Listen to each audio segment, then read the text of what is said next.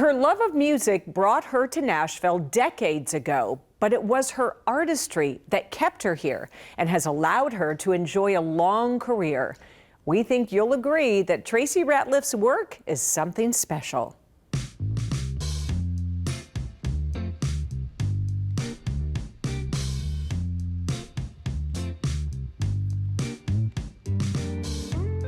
For me, I have ideas constantly, that they have to come out. And I'm always able to be doing what I want to do, which I do think it's a privilege, but it's one that you work for. Artist Tracy Ratliff has never done anything other than art, a talent she discovered she had a knack for as a child. And you can't define her work by just one medium. She is well versed in many: graphic design, illustration, animation, and painting using oil and acrylic. Texture is a big component of her art. Like the piece that we'll look at now, I'm using house paint and spray paint and things like that so that I can get more of that into it because I really like that. And then once I get that to a certain point, I coat it. It's got an acrylic coating on it, and then that's oil on top of that. So so that lets me, you know, with acrylic and stuff like that, you have to work faster because it dries up. But with oil, you have longer. It is a personal piece, and of course, it's another musician that probably a lot of people here haven't heard of, Matt Perry. Tracy is also a teacher at the college from where she herself graduated from, Nashville College of Art. So I'm going to kind of I'm looking in your file here. Tracy teaches everything from business for creatives, graphic design, animation, and advertising. She is brutally honest with her students who dream of a creative career. And that's why I tell my students all the time, you really got to want to do this if you want to make a living in it. It's just a lot of work. This piece is a collection of some of Tracy's past work, everything from her graphic design, her illustrations, and actual paintings. What you'll notice is that music is a common theme throughout. If I have any musicality, I don't know where it is, but I was supremely into music almost as far back as I can remember.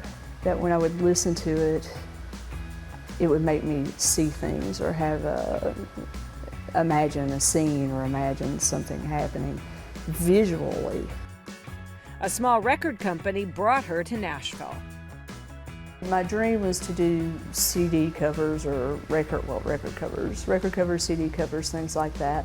And what I ended up doing musically a lot of was poster work. Like I do a lot of concert posters for concerts and things like that. Screen printed concert posters by hand, that kind of thing. So that was really kind of how I ended up doing the musical part of things. And she still creates concert posters, like this recent work for Les Kerr. She was recently commissioned to create several pieces for a new affordable housing development in Madison, Tennessee. So the pieces are to represent Madison, Tennessee, and the history of Madison. So of course I went straight to the musical history of Madison. That's James Brown and Mother Maybelle Carter and Hank Snow. All artists who recorded at the old Star Day Studios, once famous in Madison. What I'm interested in with those pieces is that I feel like when people are performing live, something happens to them, of course, when they're creating the work that they're creating. And what I'm trying to do is sort of capture what's happening there specifically in that moment. Most of my paintings, when I paint musicians, they're in the act of singing. You can find some of Tracy's other work on social media. Her Paisley Pen Creative Instagram page gives you a taste of her style and use of color. And something else about Tracy, as well as being an award-winning artist, she is also a competition archer. She's been a member of the U.S. beer bow team twice. There are some weird kind of similarities, though, between the mindset of barebow archery, I think, and art. And by the way, in archery, it's the artsy side of archery. Barebow is no sights, no weight assistance, so you don't have the gears or anything on the bow to help you with the weight. Whatever you pull back is what you hold. So basically, just as it says, bare bow. There's nothing on the bow but the bow. After more than 2 decades of making a living as a creative and teaching others to do the same, Tracy Ratliff is grateful every day to call herself a working artist. There's nothing like that little brain buzz that you get when you create something and when you know that it's complete. And then when I started teaching is the only other thing that felt the same way. I wouldn't do another job. How did you like the story?